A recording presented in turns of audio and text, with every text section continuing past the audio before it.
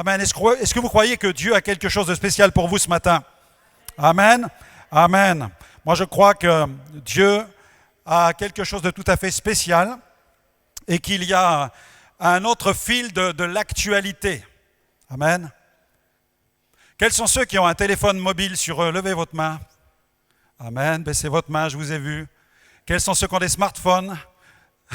Dernière génération, levez votre main. OK. Quels sont ceux qui ont des téléphones dinosaures? Levez votre main. OK, il y en a encore quelques-uns. Quels sont ceux qui sont à la DSL? Levez votre main. Il y en a, ils ne savent pas ce que c'est. Donc, il y en a, ils ne savent pas quoi. Ils sont à quelque chose. Mais quels sont ceux qui sont à la fibre maintenant? Levez votre main. Ah, depuis cette semaine, on est à la fibre. On lève la main dans notre quartier. Quels sont ceux qui croient en Jésus? Levez votre main. Amen. Waouh, vous êtes tous connectés avec le ciel. C'était tellement important d'avoir cette connexion-là. Vous pouvez avoir la connexion la plus rapide du monde. Comme ce fils qui travaillait pour une des compagnies les plus performantes en télécommunications et qui avait fait des tests, des expériences avec sa société. Et il avait mis sa mère sur une fibre. Elle avait la fibre la plus rapide du monde. C'est-à-dire qu'elle pouvait absorber des centaines de films en quelques secondes sur sa connexion Internet. Vous imaginez? Elle n'avait même pas le temps de les regarder. Mais le plus important pour nous, c'est d'avoir le temps à passer avec Jésus. Amen. Il est important que nous soyons vraiment connectés avec le ciel. Parce que j'ai remarqué qu'on peut devenir tellement absorbé par le fil de l'actualité qu'on passe à côté de l'essentiel. Vous ne croyez pas? On passe son temps à ce qu'on appelle scroller. Vous savez, faire le défilement du fil de l'actualité. On scrolle. On passe son temps à scroller. Plusieurs fois par semaine, j'ai pris des mesures radicales d'aller dans une salle de sport. Et vous savez, il y a des machines, c'est vraiment des machines de torture. Voyez, vous êtes sur certaines machines, vous essayez de brûler vos calories, vous essayez de retrouver de l'énergie, vous avez mal dans votre corps, alors vous dites, maintenant il faut que je fasse quelque chose pour retrouver de l'énergie. Et j'ai remarqué qu'il y a des machines pour les bras, des machines pour les abdos, des machines pour les dorsaux, etc. Mais j'ai découvert dans la salle de sport qu'il y a toute une catégorie spéciale d'abonnés. Ils sont assis sur les machines et normalement, entre chaque exercice, tu dois prendre ta respiration pendant 1 à 2 minutes. Mais tu passes près de la machine et 5 minutes plus tard, la personne est toujours au même endroit. Elle n'a pas pris 1 gramme de muscle dans les bras ni dans les jambes, mais j'ai remarqué qu'ils ont des doigts musclés incroyables. Savez-vous pourquoi? Parce qu'ils sont assis sur la machine et ils passent leur temps à scroller sur le fil de l'actualité avec leurs pouces. Mais ils ne sont pas là pour faire du sport. Moi, je crois que Dieu désire, lui... Il y a quelqu'un? Il y a quelqu'un dans la salle? Dieu désire scroller notre cœur. Dieu désire passer du temps à scroller notre cœur. Mais pour cela, il faut qu'on puisse... que nous puissions nous déconnecter de notre téléphone portable et que nous puissions dire, je vais à l'église et je vais mettre mon téléphone portable dans ma poche parce que si je suis à l'église et que je passe mon temps à scroller sur mon business, je passe mon temps à scroller sur le fil de l'actualité parce que je suis devenu un addict au fil de l'actualité, je vais passer à côté de tout ce que Dieu veut me donner dans sa présence. C'est tellement facile d'être entraîné par la fenêtre de l'Internet et de passer à côté de tout ce que Dieu veut nous donner. Et moi, j'ai compris que dans la présence de Dieu, si je sors mon téléphone portable, c'est pour prendre une photo, c'est pour voir si un de mes équipiers est en train de m'envoyer un message, mais je ne vais pas sortir de l'église. Au contraire, je veux être bien dans la présence de Dieu parce que je sais qu'à chaque fois que je viens dans la présence de Dieu, Dieu a quelque chose à me dire. Dieu veut scroller mon cœur. Mais si je passe mon temps à scroller le fil de l'actualité du réseau social sur lequel je suis inscrit, je vais passer à côté de ce que Dieu veut faire à l'intérieur de ma vie. À un moment, tu dois être délivré de ton téléphone portable. Je crois que la Bible nous dit que Jésus est venu pour nous délivrer. Il nous délivre des puissances de ténèbres, de l'oppression. Mais je crois qu'il y a des entités numériques qui nous tiennent parfois. Et on a besoin de véritable délivrance à ce niveau-là. On a besoin d'être véritablement délivrés parce qu'en fait, Dieu veut nous donner quelque chose qui va nous transformer. Est-ce que ça t'intéresse d'être transformé? Amen. Peut-être que certains ne sont pas intéressés par la transformation. Moi, je bénis Dieu de ce que depuis que je me suis converti, je suis entré dans un programme de transformation permanent. Amen. Et puis viendra le jour où je vais être transformé définitivement. C'est ce que la Bible dit quand Jésus va revenir. Il va nous entraîner dans sa gloire. Et là, tu vas être transformé définitivement. Il va te donner un corps nouveau. Amen. La Bible dit un corps glorieux. Alléluia. Ce qui est fragile va devenir fort. Ce qui est méprisable va devenir glorieux. Ce qui est faible va être englouti par la gloire de Dieu. Il n'y aura plus de souffrance, il n'y aura plus de douleur, tu ne vas plus souffrir de rien. Pourquoi ? Parce que Jésus va te transformer. Mais pourquoi va-t-il te transformer ? Parce que tu te seras préparé. Et les vierges sages, elles étaient scrollées par le Saint-Esprit. Les vierges folles ne passaient pas de temps avec Dieu. Vous savez, le fait d'occuper une chaise dans une église ou de venir dans un temple et de s'asseoir sur un banc n'est pas la garantie de la participation à l'enlèvement au jour de l'enlèvement de l'église. Ce n'est pas parce qu'on a une Bible à la maison, ou même toute une collection de Bibles, ou même qu'on scrolle les cantiques, les clips sur Internet de chants toute la semaine, qu'on est forcément ou automatiquement prêt pour le retour de Jésus. Ce n'est pas parce que ton smartphone est rempli d'abonnements à des chaînes chrétiennes ou d'abonnements à des clips chrétiens que tu vas partir vers le ciel. Non, non, ce n'est pas le remplissage des abonnements qui compte, c'est le remplissage du Saint-Esprit. Amen. Je peux avoir ma bibliothèque remplie de toutes sortes de livres évangéliques, mais est-ce que mon cœur est rempli de la puissance du Saint-Esprit ? Ça, c'est le défi que Dieu me lance, que je sois rempli de la présence de Dieu. Alléluia. Dieu soit loué. Quand je lisais les statistiques cette semaine de 5 milliards de personnes qui aujourd'hui sur la planète sont connectées. 5 milliards sur 7 milliards de personnes. Et je vois que le fait de scroller dans le fil de l'actualité, c'est une fenêtre qui s'ouvre par laquelle tu t'évades, mais qui peut produire en toi quelque chose de tout à fait charnel. Ouais. Scroller peut devenir une dépendance totalement charnelle. Pourquoi ? Parce que j'ai remarqué que lorsque je scrolle, lorsque je suis dans le défilement du fil de l'actualité, je vois toutes sortes de vidéos qui passent, toutes sortes d'articles qui passent, et quand tu vois quelque chose avec tes yeux, cela génère des pensées dans ton esprit. Tu commences à raisonner, tu commences à réfléchir aux choses que tu regardes. Et j'ai remarqué que ça génère souvent des pensées négatives en moi. Il y a certaines choses qui me font marrer, honnêtement. Il y a des choses qui vous font rire. Il y a du fun. Il y a du fun quand vous scrollez sur Internet, il y a des choses qui vous font rire. Mais il y en a d'autres qui vous arrêtent, d'autres qui vous choquent, d'autres qui vous interpellent, d'autres qui vous souillent, d'autres qui vous salissent totalement, et d'autres qui font naître en vous toutes sortes de pensées, parfois même d'envie, de jalousie, de sentiments d'injustice, parfois même de colère. Quand tu scrolles, tout à coup, tu as de la colère qui monte en toi parce que tu viens de voir une image passer ou un article passer sur une chose qui est affreuse, qui est abominable, et tout à coup, en quelques minutes, en quelques secondes, un flot de pensées différents va commencer à envahir ton esprit. Et c'est pourquoi nous devons veiller sur notre cœur. La Bible dit, veille sur ton cœur plus que sur toute autre chose. Pourquoi ? Pourquoi ? Tu sais pourquoi ? Parce que c'est de lui que viennent les sources de la vie. Amen.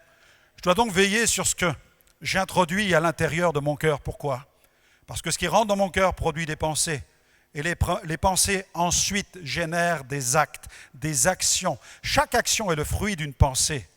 Chaque action est le fruit d'un raisonnement. C'est pourquoi je dois faire attention aux raisonnements qui remplissent mon esprit. Je peux être enfant de Dieu et dire « Ah, finalement, ce n'est pas mon problème. Moi, je compose ma vie avec cela. Il faut vivre avec son temps. » Tu dois vivre avec ton temps, mais tu dois savoir manager ton temps. Tu dois savoir composer avec l'époque dans laquelle tu vis.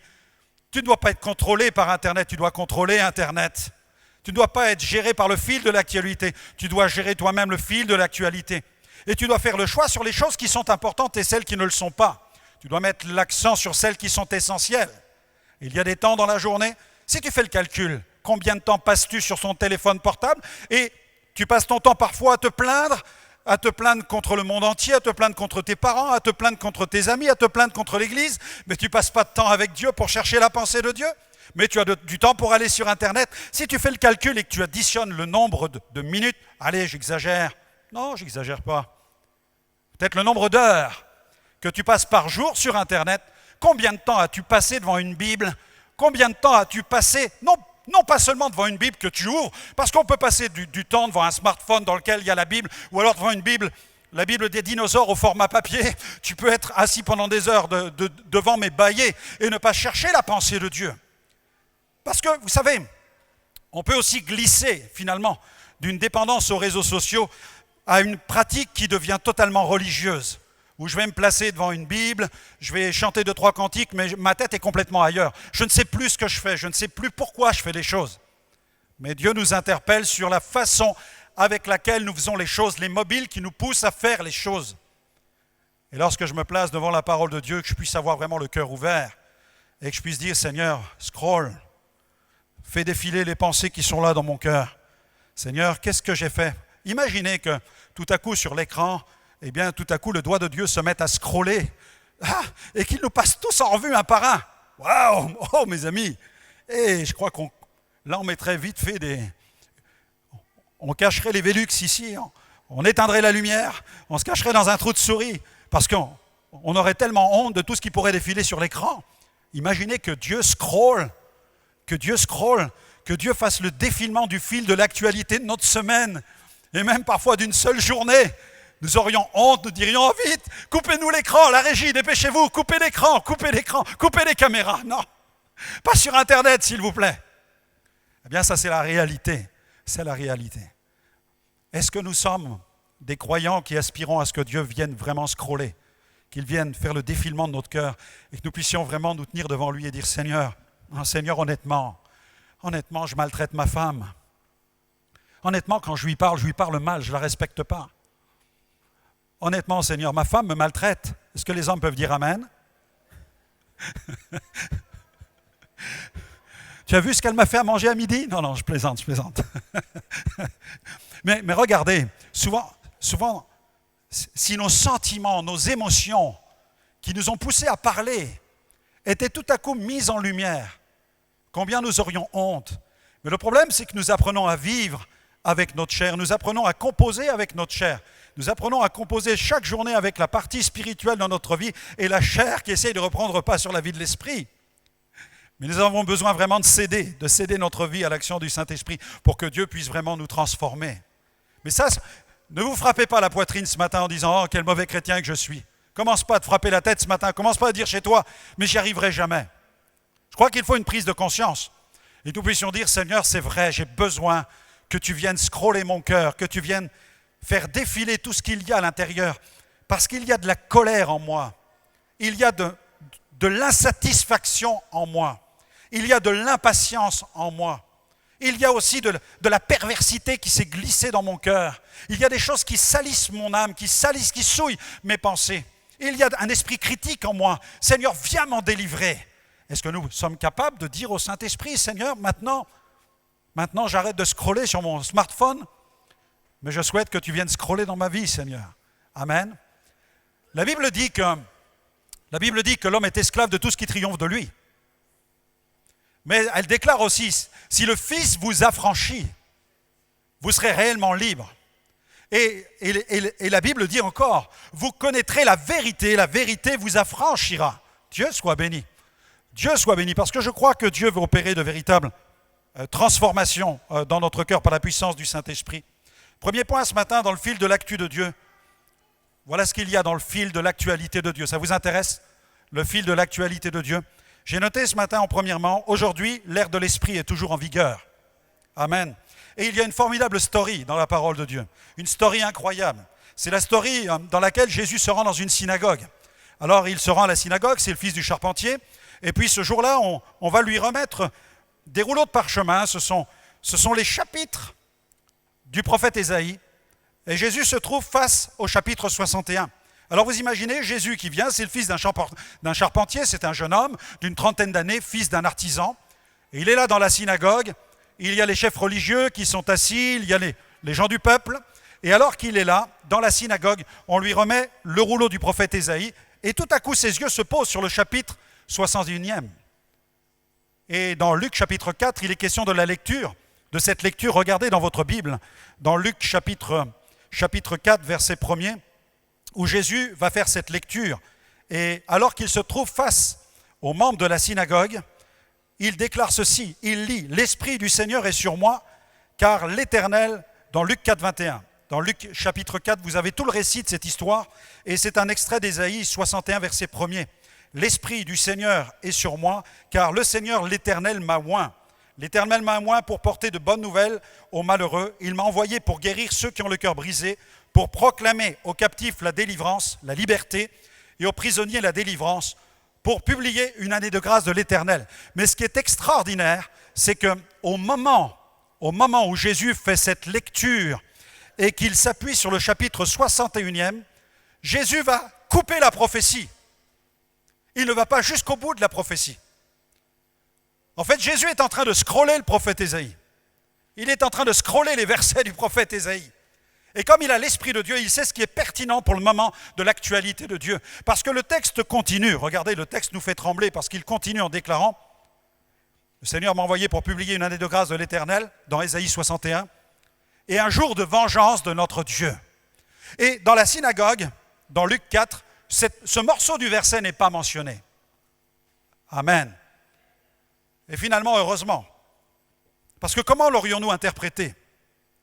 Mais dans sa sagesse, Dieu l'a accompli au travers de la croix quand Jésus a donné sa vie pour nous. L'accomplissement de la deuxième partie du verset se trouve à la croix, quand Jésus vient pour venger la cause de notre âme. Quand il vient donner sa vie sur la croix pour nos péchés.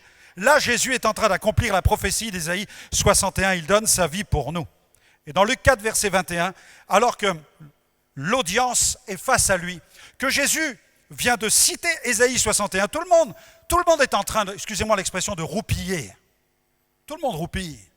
Il y a de la poussière sur les bancs, il y a de la poussière dans le temple, dans la synagogue. Tout le monde est en train de dormir parce que sabbat après sabbat, on fait ses lectures, mais en même temps, il n'y a jamais rien qui se passe. Et là, c'est le fils d'un artisan qui prend la parole. Vous imaginez, le fils d'un artisan. Alors tout le monde se dit, c'est le fils de celui qui a taillé la porte de ma maison. C'est celui qui s'occupait de ma toiture. C'est le fils du charpentier. Tout le monde s'en fiche. Personne n'en a rien à faire. Et on lui remet le chapitre 61e. Et Jésus le parcourt et tout à coup, paf, il casse le verset. Il enlève cette vengeance. Il proclame l'année de grâce.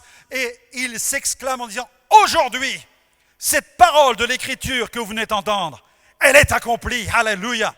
Et alors le ministère de puissance de Jésus s'est manifesté.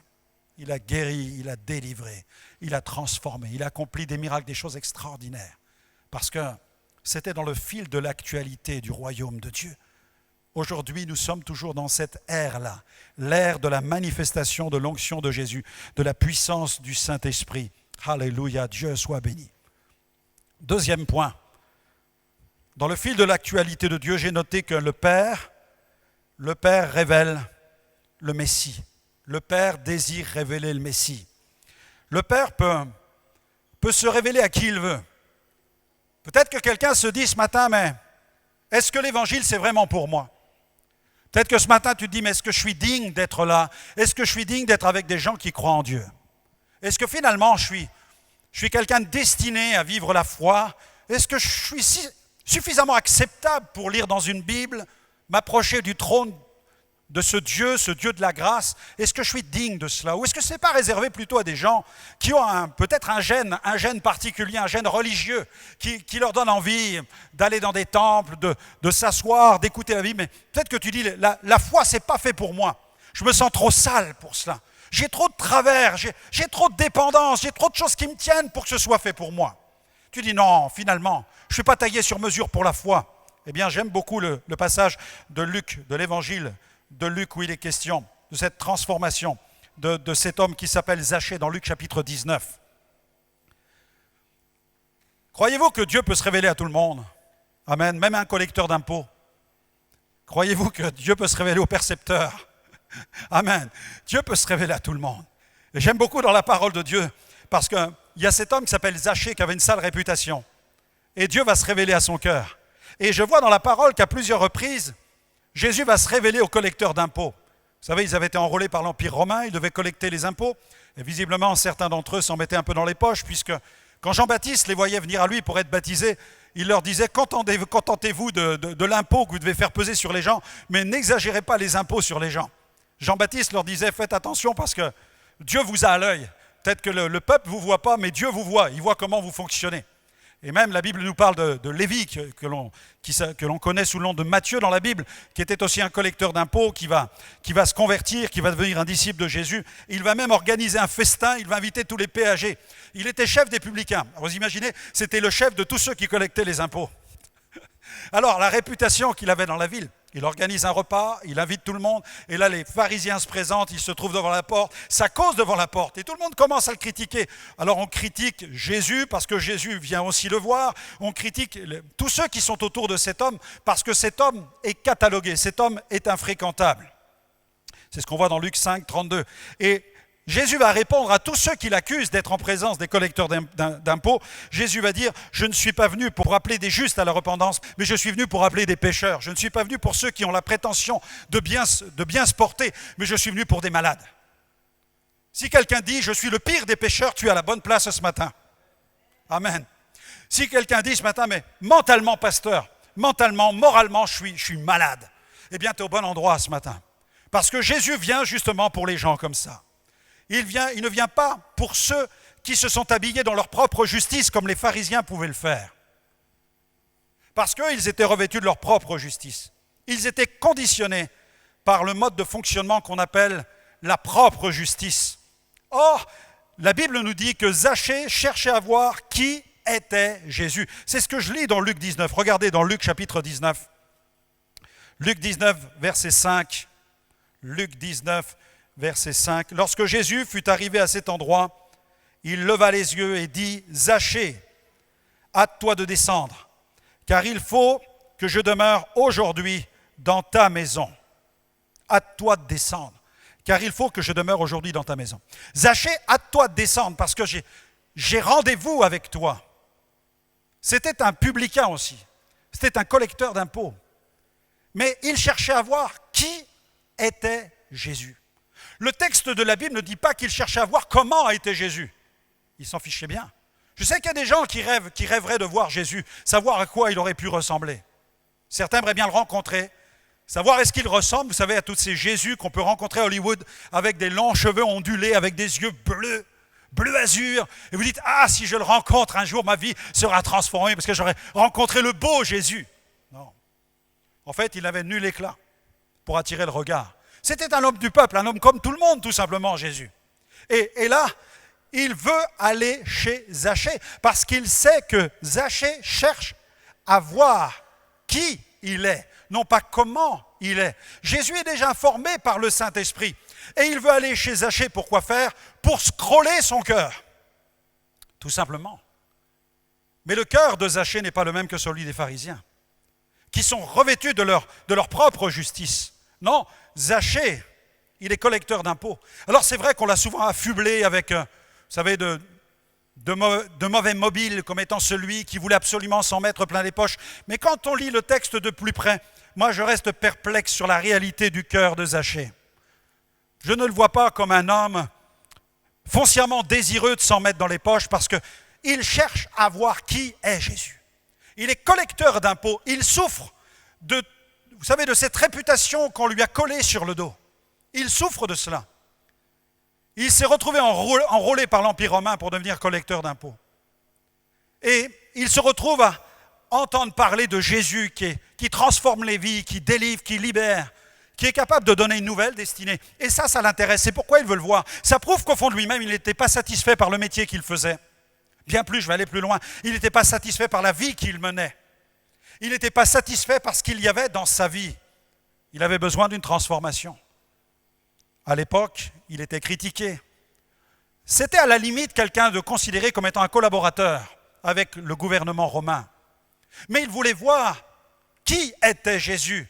Il était fasciné par sa personne parce qu'il savait que Jésus, lui, pourrait faire quelque chose pour lui et vraiment le transformer. D'ailleurs, quand Jésus s'arrête en bas de l'arbre, Jésus l'appelle et Jésus dit « Zachée ». Et vous avez remarqué, personne n'a dit à Jésus qu'un homme était caché dans l'arbre et personne ne lui a dit comment s'appelait cet homme. Mais Jésus, quand il arrive au pied de cet arbre, il sait qu'il y a un homme dans l'arbre.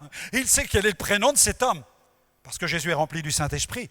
Et Jésus sait qu'il a rendez-vous avec lui parce que dans le fil de l'actualité de Dieu, dans l'agenda divin, il y a rendez-vous avec Zachée. Zachée, il faut que je demeure aujourd'hui dans ta maison. Et la Bible dit que Zachée est descendu et qu'il l'a reçu avec joie. Amen. Pouvez-vous imaginer ça? Il reçoit Jésus avec joie. Comment quelqu'un de corrompu serait-il heureux de recevoir quelqu'un d'aussi saint que Jésus? Dites-moi. Est-ce que quelqu'un qui aurait été aussi pervers que ce qu'on a pu imaginer au sujet de Zachée aurait voulu recevoir Jésus chez lui pour s'en prendre plein la tête avec le message de la repentance? Vous croyez-vous cela? Je ne suis pas en train de vous dire que Zachée était un saint, loin de là, mais je suis en train de vous dire qu'il n'est pas l'homme aussi corrompu qu'on a voulu le présenter. Moi, je crois que cet homme avait une profonde aspiration et que le ciel le savait, le Père le savait, Jésus le savait. Et c'est pourquoi Jésus avait rendez-vous avec lui, parce qu'il y avait là un homme sur lequel on avait mis une sale réputation, mais il y avait un homme qui avait faim de Dieu, un homme qui avait soif de Dieu, un homme qui voulait que sa vie change. Si tu ne veux pas que ta vie change, écoute-moi bien ce matin, si tu ne veux pas que ta vie change, ta vie ne changera pas parce que Dieu ne te forcera pas pour la changer. Mais si ta vie est épouvantable et que tu veux qu'elle change, alors Dieu a le pouvoir de la changer, non pas un peu, mais totalement et complètement. Alléluia. Zachée, il faut que je demeure aujourd'hui dans ta maison. Il le reçut avec joie. Alors il y avait tous les paparazzis derrière. Tout le monde s'est arrêté devant la porte de chez Zachée. Tous les chefs religieux étaient là, en train d'attendre et de critiquer ce que Jésus était en train de faire. Et tout le monde disait, il est allé loger chez un homme pécheur. Ah, ça, tout le monde savait le faire. Les pharisiens savaient le faire. Les pharisiens savaient accuser, mais aucun ne savait défendre. Mais Jésus est venu pour défendre la cause de notre âme. Jésus est venu pour cela. Et Jésus va traiter toutes les affaires. Il va scroller la vie de Zachée. À tel point que, regardez, cet homme, que nous pourrions voir comme un homme irrécupérable, cet homme, quand il est à la fin de l'entretien avec le Seigneur Jésus et que tous les paparazzis sont devant à la sortie, il va faire une déclaration. Et il va dire, je donne la moitié de mes biens aux pauvres. Hé, comment? Est-ce que quelqu'un serait prêt ce matin, ici, à donner la moitié de ses biens aux pauvres? Hein? Bonne question. Là, on réfléchit maintenant. Hein? OK? On réfléchit. Et il dit, si j'ai fait, et il ne dit pas, puisque j'ai fait, il dit non, si j'ai fait. Ça veut dire que cet homme n'était pas conscient d'avoir fait du tort spécialement à quelqu'un, mais il dit, si j'ai fait du tort à quelqu'un, si quelqu'un de la foule vient me voir et me dit, Monsieur Zachée, vous m'avez fait du tort, publiquement je m'engage, si j'ai fait du tort à quelqu'un dans cette ville, je lui rends le quadruple. Oh man, et quand tu dis ça, tu sais que si tu as vraiment fait du tort, t'es ruiné. Tu sais que tu es ruiné parce que si tu as grugé tous les habitants de la ville, alors là tu es ruiné, tu deviens un vagabond, tu n'as plus un sou. Mais s'il dit cela, c'est parce qu'il avait toujours veillé à faire du bien à ceux vers lesquels il allait pour prélever l'impôt. Mais au fond de son cœur, il y avait un vide. Il savait qu'il y avait quelque chose de plus et qu'il avait besoin lui aussi de rencontrer le Messie. Amen. Dieu soit béni. Dieu soit béni pour ceux qui sont irrécupérables. Dieu soit béni pour ceux qui se déclarent insauvables. Le mot n'existe pas dans le dictionnaire, vous inquiétez pas. Dieu soit béni.